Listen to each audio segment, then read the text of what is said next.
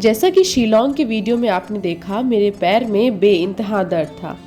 चेरापूंजी के इस ट्रैक में 3765 सीढ़ियां चढ़ने और उतनी ही सीढ़ियां उतरने के बाद उमस और धूप सहते, गर्मी झेलते और पसीना बहाते फाइनली मैं पहुंच गई डबल डेकर रूट ब्रिज। आधी से ज्यादा थकान उस जगह को देख के ही मिट चुकी थी। इतनी खूबसूरत जगह, एक तरफ छोटा सा वाटरफॉल तो दूसरी तरफ रूट ब्रिज। इतनी बेहतरीन खूबसूरती से बनाया गया यह रूट ब्रिज से मेरी नजर ही नहीं हट रही थी। बार बार यह रूट ब्रिज मुझे इस बात पे सोचने के लिए मजबूर कर रहा था कि कैसे यह रूट ब्रिज बनाया गया होगा। जब ब्रिज इतना इंटरेस्टिंग है तो कहानी कितनी इंटरेस्टिंग होगी, यह सोचकर मैंने लोकल लोगों से इसकी कहानी के बारे में जानने की कोशिश की। उन लोगों से बात करके मुझे ये पता चला कि living root bridge ficus elastica यानी रबर के पेड़ों की जड़ों से बनाया गया है। इस ब्रिज को वर्ल्ड यूनेस्को हेरिटेज साइट में भी शामिल किया गया है। इस रबर ट्री की जड़ें लगभग 500 सालों तक बढ़ती और अपनी सेवाएं प्रदान करती रहेंगी।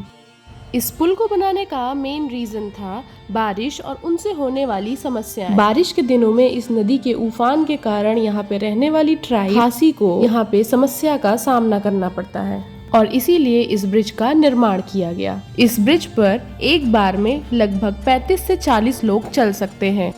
फिर मेरे दिमाग में एक बात आई, अगर ये ब्रिज इतना भार उठा सकता है तो ये ब्रिज कितने साल पुराना होगा।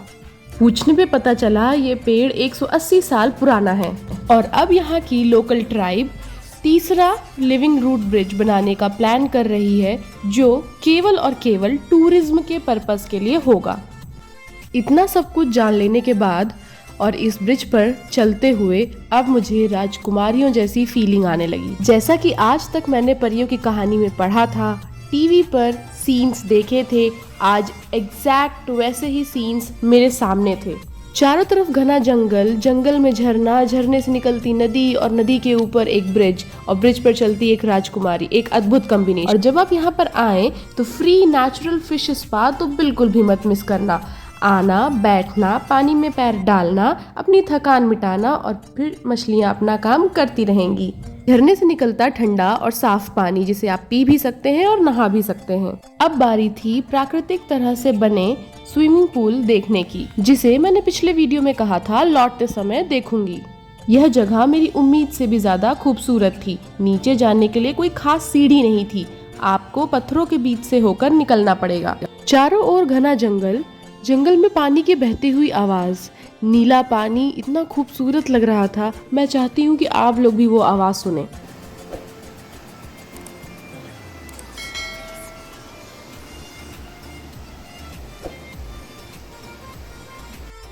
काफी देर समय बिताने के बाद अब समय लौटने का हो चुका था। इतनी सुंदर जगह छोड़ के जाने का मन तो नहीं था, लेकिन अब वापस भी जाना था। इस जगह पर नीचे उतरना जितना आसान था, ऊपर चढ़ना उतना ही मुश्किल। पैरों में दर्द इतना ज़्यादा कि ऊपर चढ़ने में बहुत ज़्यादा ताकत लग रही थी और पैरों ने एकदम जवाब दे दिया था। आगे बढ़ने के लिए तैयार ही नहीं थे। फिर भी पत्थरों से होते, इधर उधर लुढ़कते मैं आगे बढ़ती जा रही थी। इस जगह पे आपको हर समय सतर्क रहने की ज़रूरत है।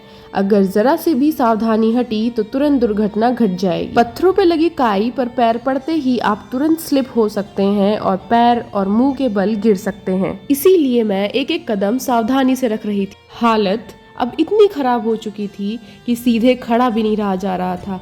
कमर और पैर में इतना भीषण दर्द कि अब सीधा खड़ा रहने का बिल्कुल भी हिम्मत नहीं थी। यहाँ पर आकर मुझे एक सीख जरूर मिली, प्रकृति से बढ़कर कोई नहीं।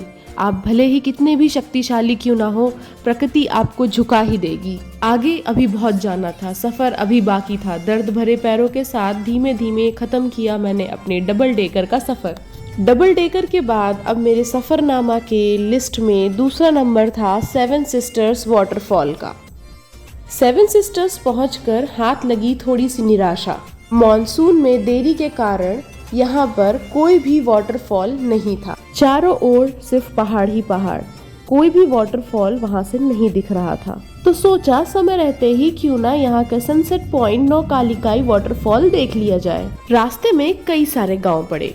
इन गांव की ये खासियत है कि ये नो प्लास्टिक जोन है। वैसे तो ये पूरा ही एरिया नो प्लास्टिक जोन का है। आप यहाँ पर आएंगे तो आप यहाँ की क्रिएटिविटी देखकर मंत्रमुग्ध हो जाएंगे। ये जो बॉल नुमा शेप आप देख रहे हैं, ये यहाँ का पावर स्टेशन है। क्या आज तक आपने ऐसा पावर स्टेशन देखा था? और बातों बातों में मैं पहुँच गई नौकालिकाई वाटरफॉल। मैं अभी मस्ती में लुढ़कती इधर उधर घूम ही रही थी कि मेरे मोबाइल में एक बड़ा रोचक मैसेज आया, वेलकम टू बांग्लादेश। बांग्लादेश? बांग्लादेश कब पहुंच गई मैं?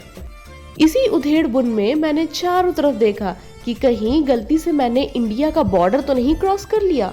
जब कुछ समझ नहीं आया तो सोचा हटाओ, इंडिया हो या बांग्लादेश है तो सब एक ही। यहीं से मेरे अंदर चाइना बॉर्डर देखने की इच्छा जागृत हुई और शुरू हुआ तवांग का सफर। तवांग की कहानी फिर कभी मिलूंगी आपसे बहुत जल्द। तब तक के लिए अलविदा।